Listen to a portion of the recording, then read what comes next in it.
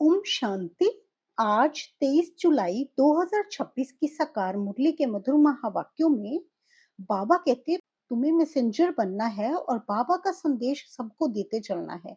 बाबा कहते पहले खुद पावन बनना है, फिर दूसरों को पावन बनाने की सर्विस में लगना है। बाबा कहते इस फैशन की दुनिया में यहाँ वहां नहीं भटकना है, बस कर्म करते भी आपका ध्यान सिर्फ बाबा की तरफ लगा रहे। कर्म विकर्म ना बने और बाबा के ध्यान में लगना है। हर वक्त जब बाबा का ध्यान होगा तो आपके कर्म भी अकर्म बनते चलेंगे। तो बाबा कहते अपने कर्मों के ऊपर ध्यान रखना है। आज की मुरली में बाबा ने और क्या क्या विशेष हमारे लिए समझाने दी है। बाबा कहते मीठे बच्चे, तुम्हें बाप समान सच्चा सच्चा पैगंबर व मैसेंजर बनना है, सबको घर चलने का मैसेज देना है। प्रश्न है, आजकल मनुष्यों की बुद्धि सारा दिन किस तरफ भटकती है? उत्तर है फैशन की तरफ। मनुष्यों को कशिश करने के लिए अनेक प्रकार के फैशन करते हैं। ये फैशन चित्रों से ही सीखे हैं। समझते हैं पार्वती भी ऐसे फैशन करती थी, बाल आदि बनाती थी। बाबा कहते तुम बच्चों को इस पतित दुनिया में फैशन नहीं करना है। तुम्हें तो मैं ऐसी दुनिया में ले चलता हूँ जहाँ नेचुरल सुंदरता रहती है, फैशन की दरकार नहीं। गीत है, तुम ही हो माता पिता तुम ही हो। ओम शांति। ओम शांति मीठे बाबा। बाबा कहते बच्चों ने गीत सुना, जब महिमा गाते हैं तो बुद्धि ऊपर चली जाती है। आत्मा ही बाप को कहती है, वही खिवैया है, पतित पावन है, अथवा सच्चा सच्चा मैसेंजर है। बाप आकर आत्माओं को मैसेज देते हैं कि जिसको मैसेंजर व पैगंबर कहते हैं, कोई छोटे व बड़े होते हैं। बाबा कहते कोई छोटे व बड़े होते हैं, वास्तव में वे मैसेज व पैगाम देते नहीं हैं। ये तो झूठी महिमा कर दी है। बच्चे समझते हैं सिवाय एक के इस मनुष्य सृष्टि पर और किसकी महिमा नहीं है। सबसे जास्ती महिमा इन लक्ष्मी नारायण की है, क्योंकि ये है नई दुनिया के मालिक। सो भी भारतवासी जानते हैं, दुनिया वाले सिर्फ इतना जानते हैं कि भारत प्राचीन देश है। भारत में ही गॉड गॉडेस का राज्य था। श्री कृष्ण को भी गॉड कह देते हैं ना, श्री कृष्ण को भी गॉड कह देते हैं। भारतवासी इन्हों को भगवान भगवती कहते हैं, परंतु ये किसको पता नहीं है कि ये भगवान भगवती सतयुग में राज्य करते हैं। भगवान ने गॉड गॉडेस का राज्य स्थापन किया। बुद्धि भी कहती है हम भगवान के बच्चे हैं, तो हम भी भगवान भगवती होने चाहिए ना। सब एक के बच्चे हैं ना, परंतु भगवान भगवती कह नहीं सकते। बाबा कहते हैं तो सभी एक बाबा के बच्चे, तो अगर वहां पे भगवान भगवती हैं उनको कहते तो है तो उसी के बच्चे ना, लेकिन अपने आप को भगवान भगवती कह ना सके, उन्हों को कहते हैं देवी देवताएं। ये सब बातें बाप बैठ समझाते हैं। भारतवासी कहेंगे कि हम भारतवासी पहले नई दुनिया में थे। नई दुनिया को तो सब चाहते हैं। बापूजी भी नई दुनिया नया राम राज्य चाहते थे, परंतु राम राज्य का अर्थ बिल्कुल ही नहीं समझते। आजकल मनुष्य को अपना अहंकार कितना है। कलयुग में है पत्थर बुद्धि, सतयुग में है पारस बुद्धि, परंतु ये किसको समझ नहीं है। भारत ही सतयुग में पारस बुद्धि था, अब भारत कलयुग में पत्थर बुद्धि है। मनुष्य तो इनको ही स्वर्ग समझते हैं। कहेंगे स्वर्ग में विमान थे, बड़े बड़े महल थे, वह तो सब अभी हैं। साइंस कितनी वृद्धि को पाई हुई है, कितना सुख है, फैशन आदि कितना है। बुद्धि सारा दिन फैशन पिछाड़ी ही रहती है। आर्टिफिशियल सुंदर बनने के लिए बाल आदि कैसे बनाते हैं, कितना खर्चा करते हैं। ये सब फैशन निकला है चित्रों से। समझते हैं पार्वती मिसल हम बाल आदि बनाते हैं, ये सब कशिश करने के लिए ही बनाते हैं। आगे पारसी लोगों की स्त्रियां मुंह पर काली जाली पहनती थी कि कोई देखकर आशिक न हो जाए। इसको कहा जाता है पतित दुनिया। गाते हैं तुम ही हो माता पिता तुम ही हो, परंतु ये किसको कहना चाहिए। बाबा कहते गाते तो हैं, लेकिन ये किसको कहना चाहिए। कौन है माता पिता। माता पिता कौन है ये भी बाबा कहते जानते नहीं है। माता पिता ने जरूर वर्षा दिया होगा ना, बाप ने तुम बच्चों को सुख का वर्षा दिया था।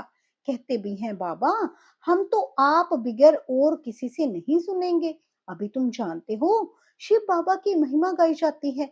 ब्रह्मा की आत्मा भी खुद कहती है, हम सो पावन थे, अब पतित बने हैं।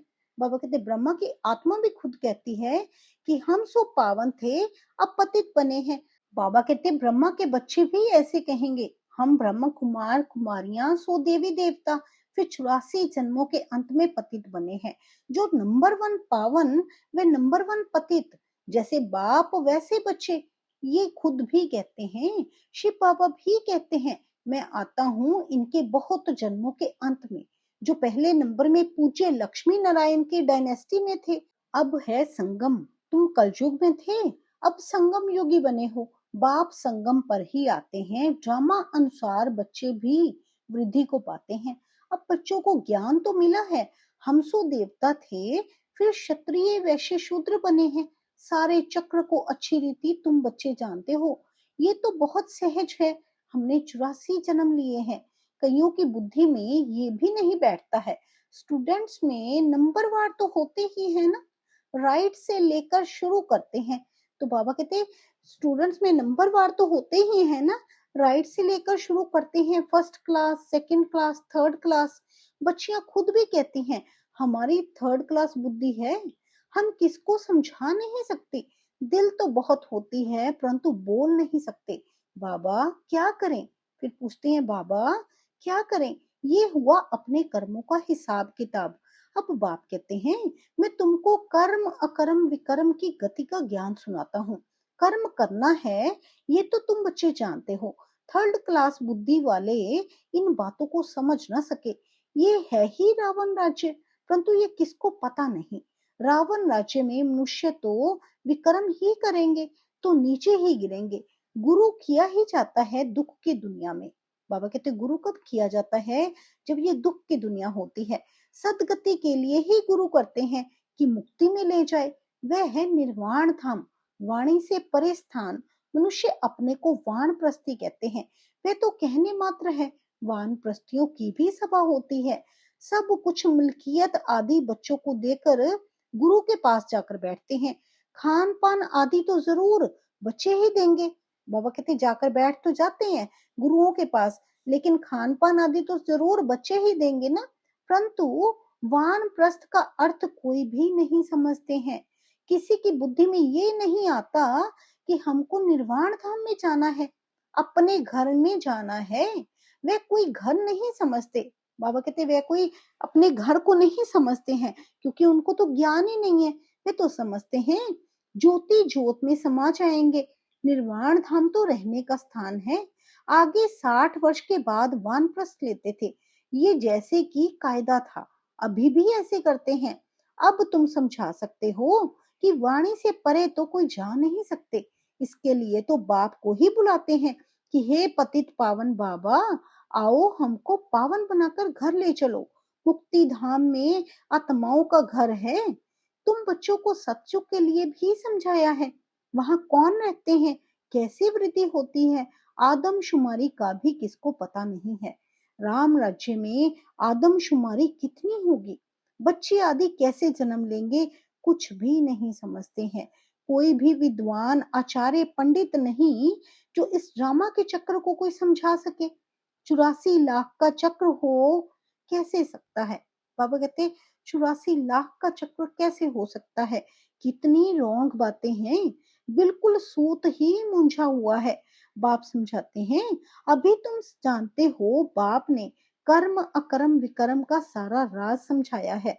सतयुग में तुम्हारे कर्म अकर्म हो जाते हैं, वहां कोई बुरा कर्म होता ही नहीं, इसलिए कर्म अकर्म हो जाते हैं।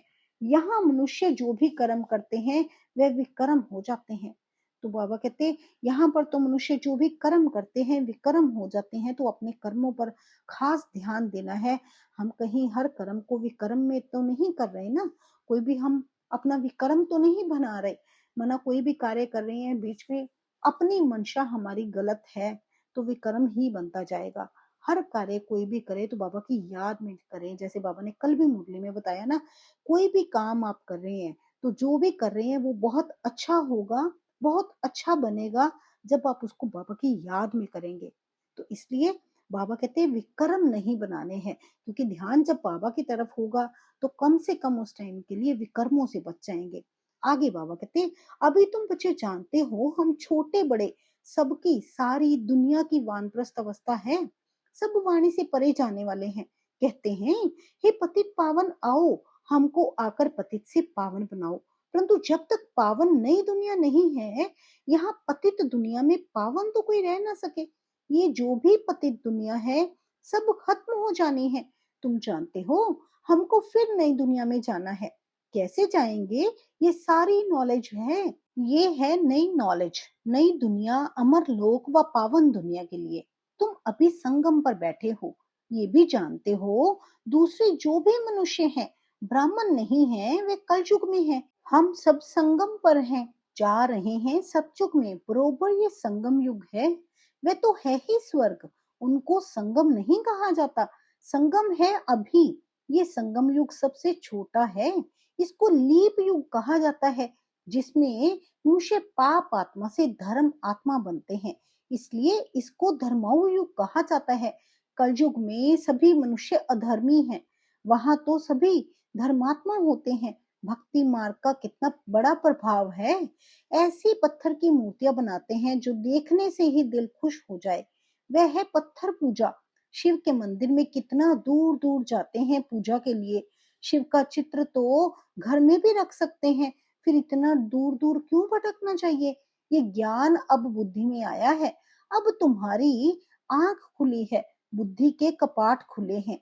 बाप ने नॉलेज दी है। परम पिता परमात्मा इस मनुष्य सृष्टि का बीज रूप ज्ञान का सागर नॉलेजफुल है। आत्मा भी वह नॉलेज धारण करती है। आत्मा ही प्रेसिडेंट आदि बनती है। मनुष्य तो देह अभिमानी होने के कारण देह की ही महिमा करते रहते हैं। अभी तुम समझते हो आत्मा ही सब कुछ करती है। तुम आत्मा 84 जन्मों का चक्र लगाए बिल्कुल ही दुर्गति को पाई हुई हो। बाबा कहते तुम आत्मा 84 जन्मों का चक्र लगाए बिल्कुल ही दुर्गति को पाई हुई हो। अभी हम आत्मा ने बाप को पहचाना है, बाप से वर्षा ले रहे हैं। आत्मा को शरीर तो जरूर धारण करना पड़े ना। शरीर बगैर आत्माएं कैसे बोले, कैसे सुने। बाप कहते हैं, मैं निराकार हूँ, मैं भी शरीर का आधार लेता हूँ। तुम जानते हो शिव बाबा इस ब्रह्म तन से हमको सुनाते हैं। ये बातें तुम ब्रह्म कुमार कुमारियां ही समझाते हो। तुमको ये ज्ञान अब मिला है। बाबा कहते तुमको ये सारा ज्ञान अब मिला है। ब्रह्मा द्वारा आदि सनातन देवी देवता धर्म की स्थापना होती है। वही बाप रायोग सिखा रहे हैं, इसमें मूझने की बात ही नहीं। शिव बाबा हमको समझाते हैं, फिर हम औरों को समझाते हैं। हमको भी सुनाने वाला शिव बाबा ही है। अभी तुम कहेंगे हम पतित से पावन बन रहे हैं। बाप समझाते हैं, ये है ही पतित दुनिया, रावण का राज्य है ना। बाबा कहते ये है ही पतित दुनिया, रावण का राज्य है ना। रावण पाप आत्मा बनाते हैं, ये और कोई भी नहीं जानते हैं। बल रावण की एफिजी जलाते हैं, परंतु कुछ भी समझते नहीं है। बाबा कहते भल उसकी एफिजी जलाते हैं, बुत बनाए जलाते हैं ना, लेकिन कुछ भी समझते नहीं है। सीता को रावण ले गया, ये किया, कितनी कथाएं बैठ लिखी हैं। जब बैठकर सुनते हैं तो रो लेते हैं, जब बैठकर सुनते हैं तो रो लेते हैं ना। वह है सब दंत कथाएं। बाबा हमको विकर्मा जीत बनाने के लिए समझाते हैं। कहते हैं माम एकम याद करो। बाबा सिर्फ कहते हैं ना, माम एकम याद करो, मुझे एक बाप को याद करो, कहाँ भी बुद्धि नहीं लगाओ। बाबा कहते और कहाँ पर भी बुद्धि को नहीं लगाओ। शिव बाबा ने हमको अपना परिचय दिया है। पतित पावन बाप आकर अपना परिचय देते हैं। अब तुम समझते हो कितना मीठा बाबा है जो हमको स्वर्ग का मालिक बना रहे हैं। बाबा कहते अब समझते हो ना कि कितना मीठा बाबा है जो अब हमको स्वर्ग का मालिक बना रहे हैं। अच्छा, मीठे मीठे सिक्के लधे बच्चों प्रति माता पिता बाप दादा का याद प्यार और गुड मॉर्निंग। रूहानी बाप की रूहानी बच्चों को नमस्ते। हम सब रूहानी बच्चों की रूहानी माता पिता बाप दादाजी को गुड मॉर्निंग, नमस्ते, ओम शांति। शुक्रिया मेरे बाबा, शुक्रिया। धारणा के लिए मुख्य सार है, पहला पॉइंट है, कर्म अकर्म और विकर्म की गति को जान, श्रेष्ठ कर्म करने हैं, ज्ञान दान कर धर्मात्मा बनना है। दूसरा पॉइंट है, ये वानप्रस्थ अवस्था है, इन अंतिम घड़ियों में पावन बनकर पावन दुनिया में जाना है। पावन बनने का मैसेज सबको देना है। वरदान है आज की मुरली में हम बच्चों के प्रति, पास विद ऑनर बनने के लिए सर्व द्वारा संतुष्टता का पासपोर्ट प्राप्त करने वाले संतुष्ट मणि भव। पास विद ऑनर बनने के लिए सर्व द्वारा संतुष्टता का पासपोर्ट प्राप्त करने वाले संतुष्ट मणि भव। विस्तार है, जो बच्चे अपने आप से, अपने पुरुषार्थ व सर्विस से ब्राह्मण परिवार के संपर्क से सदा संतुष्ट रहते हैं, उन्हें ही संतुष्ट मणि कहा जाता है। सर्व आत्माओं के संपर्क में अपने को संतुष्ट रखना व सर्व को संतुष्ट करना, इसमें जो विजयी बनते हैं वही विजय माला में आते हैं। पास विद ऑनर बनने के लिए सर्व द्वारा संतुष्टता का पासपोर्ट मिलना चाहिए।